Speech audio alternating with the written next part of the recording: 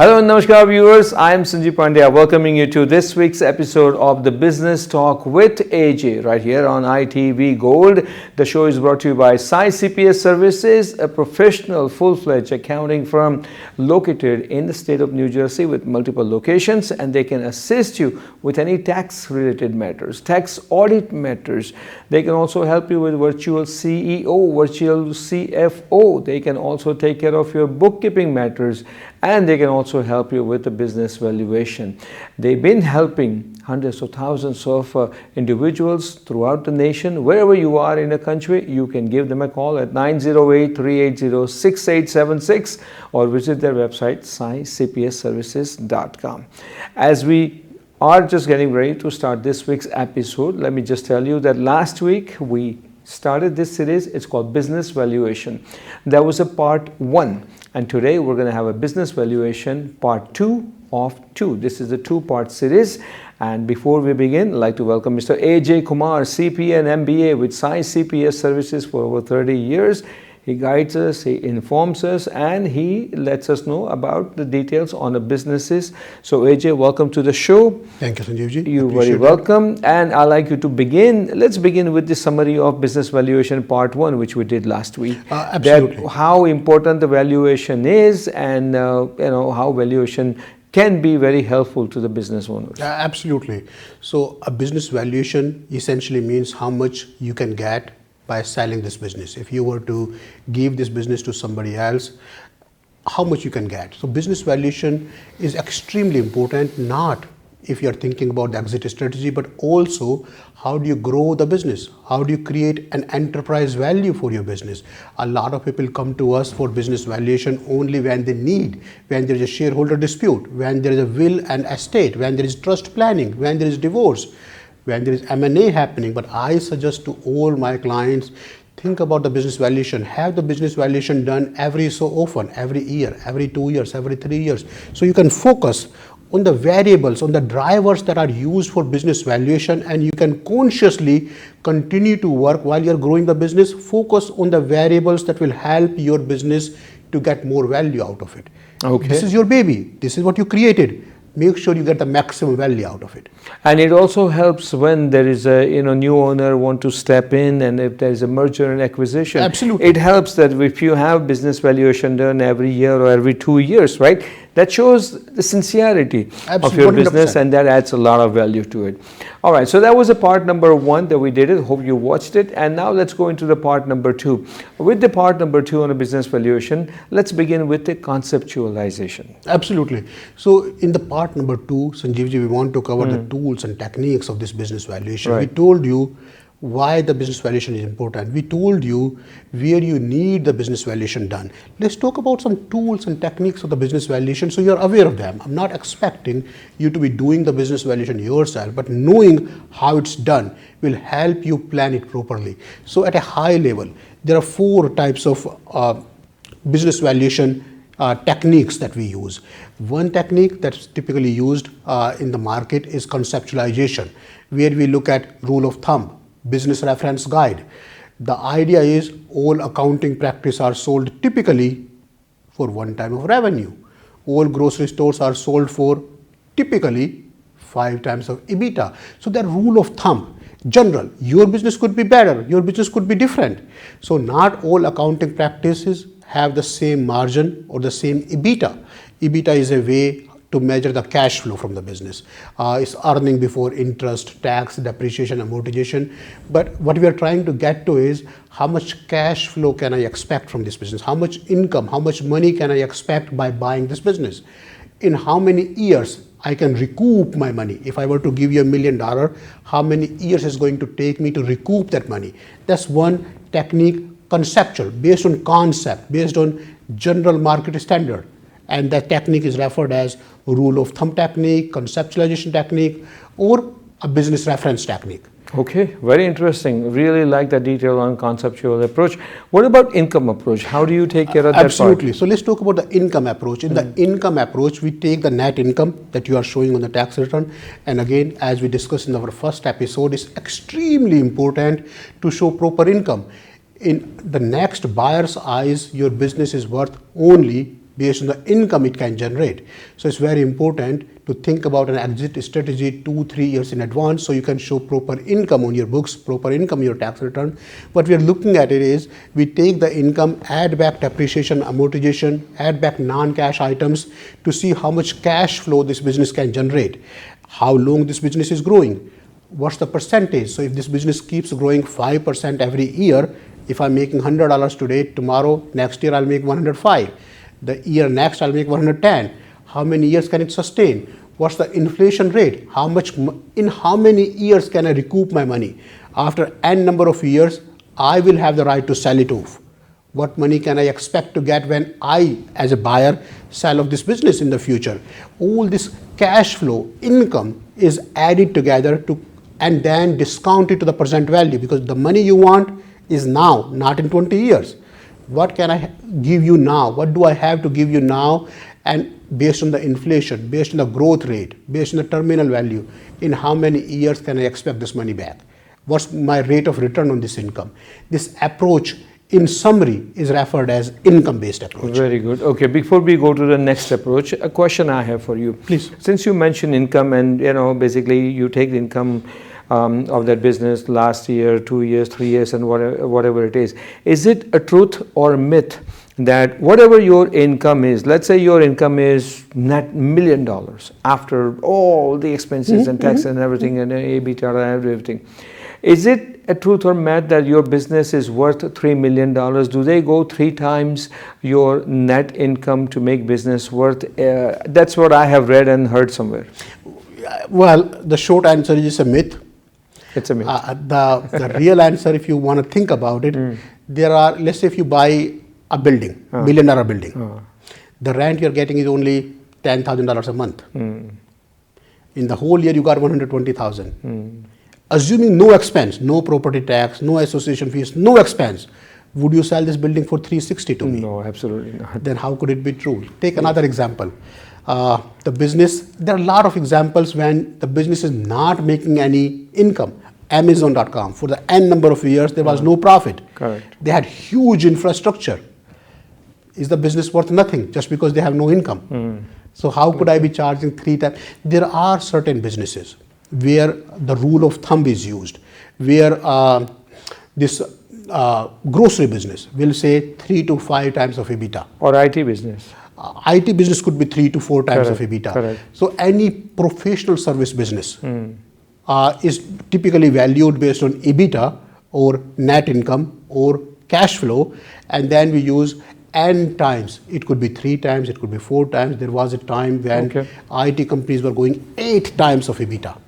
Oh, That's huge. Really? But in a professional service company, doctor's office, IT consulting companies, dentist office, all these companies based on cash flow. EBITDA is nothing but a measure of cash flow.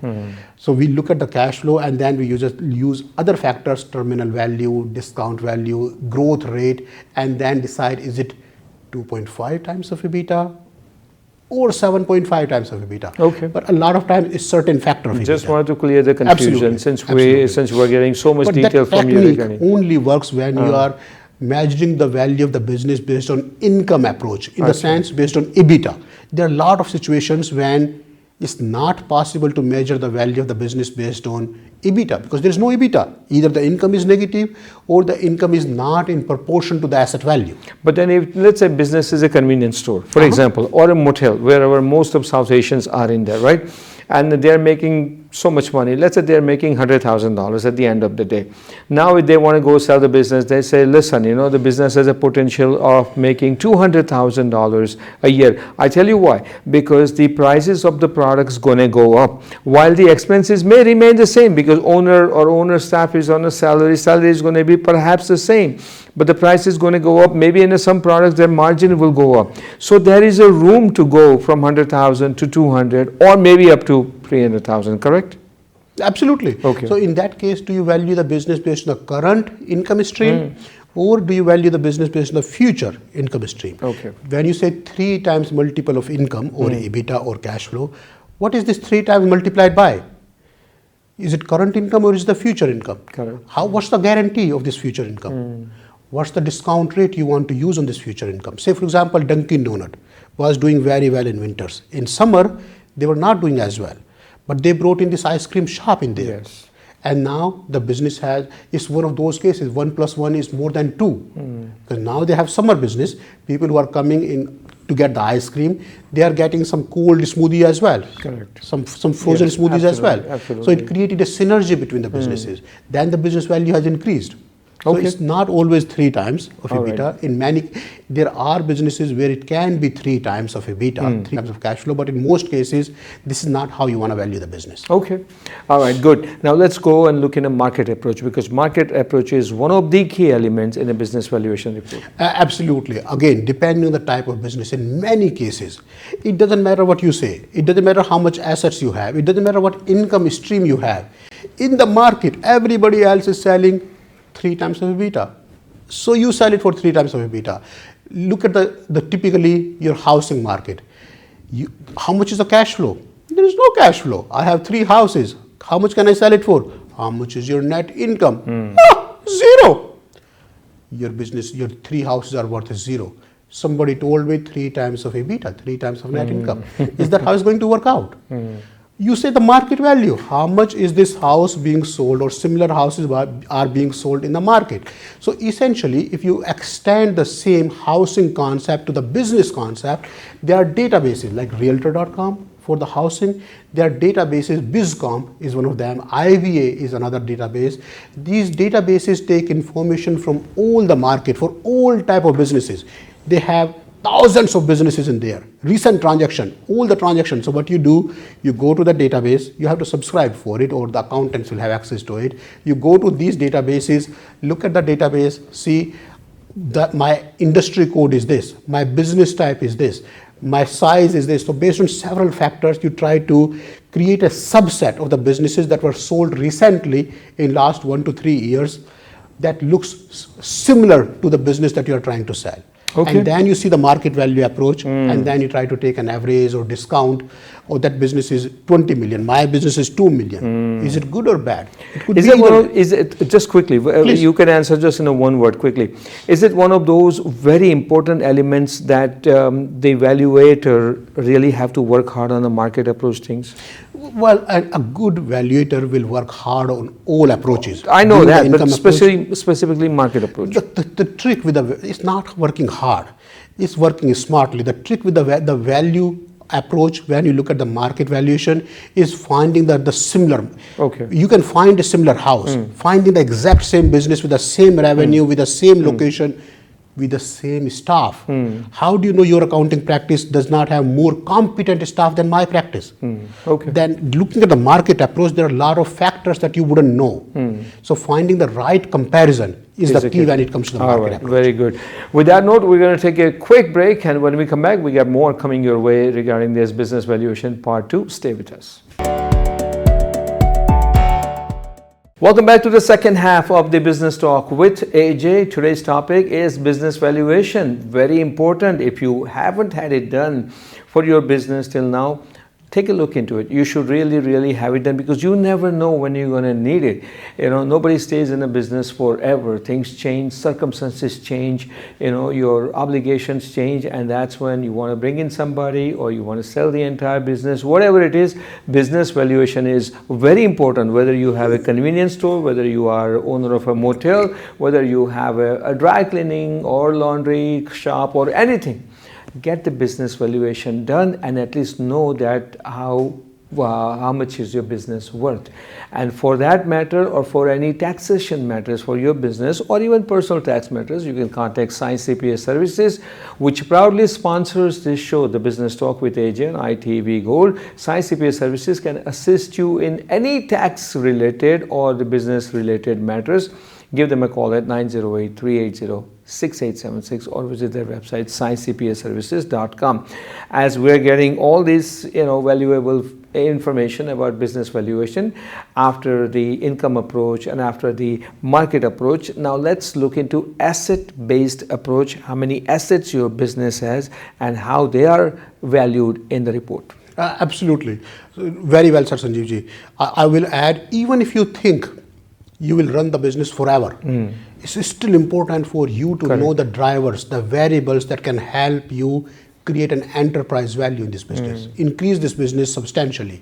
So let's look at the asset approach. We talked about the conceptual approach, the rule of thumb approach. We talked about the income approach. We talked about the market value approach. Now we are looking at the asset value approach. In asset value approach, what we are looking at is a company that's asset heavy. And what would that be? A real estate company, for example. A real estate company has this commercial property. 10 shops, $10 million property. The rent is only $20,000 a month. So when you have $20,000 a month and you have $250,000 of rent, is it $750,000, 3 times of EBITDA? Or is it $1 million, 4 times of EBITDA? How do you calculate this company that owns this strip mall worth $10 million that you paid for, while the rent is only $250,000? It's 40 times of EBITDA. Is that how it works? No. In that case, we look at the asset value approach. We look at each asset, we divide this asset. In many cases, the company has multiple assets of different type, commercial asset, residential asset, some assets in different geographical location, New York-based assets. So you can't really use this approach in general for all the assets together. You have to separate these assets out in certain groups, then have independent valuation done in many cases of these assets. In some cases, the assets are not as easy to value. For example, you have a customer list. I have 2,500 customers that I do taxes, bookkeeping, payroll, and whatever for. Do this list of customers has some value? If you have another accountant who will be willing to pay a lot of money for that list of 2,500 customers, but how do you value that list? That's covered in the asset value approach, where we are not looking at the cash flow being generated by the business, where we are not looking at how other businesses are sold in the market. We are not looking at the income approach. We are not looking at the market comparable approach. Here we are looking at the asset approach, where we divide these assets into multiple categories and then try to value each asset separately and then sum it up to see this is the value of your business. Very well, interesting. Now, a question comes to my mind. Please. You know how that we come to terms, or we refer to the terms in any businesses, that this employee is an asset to the business. Absolutely. And this employee is a liability to the business. So in some businesses, there are some employees who are definitely asset to the business. One, because they have been there for a number of years. Second, they are very diligent, very accurate, and they are very, very serious about their job and everything. And if that employee decides to stay in that business, if ownership changes, does that employee's asset part also comes in effect in evaluation? Absolutely, it does. Not directly, indirectly. In the sense, exact same size of company, in the exact same industry, with the same revenue, same profit. One company has employees that have been there for 10 plus years.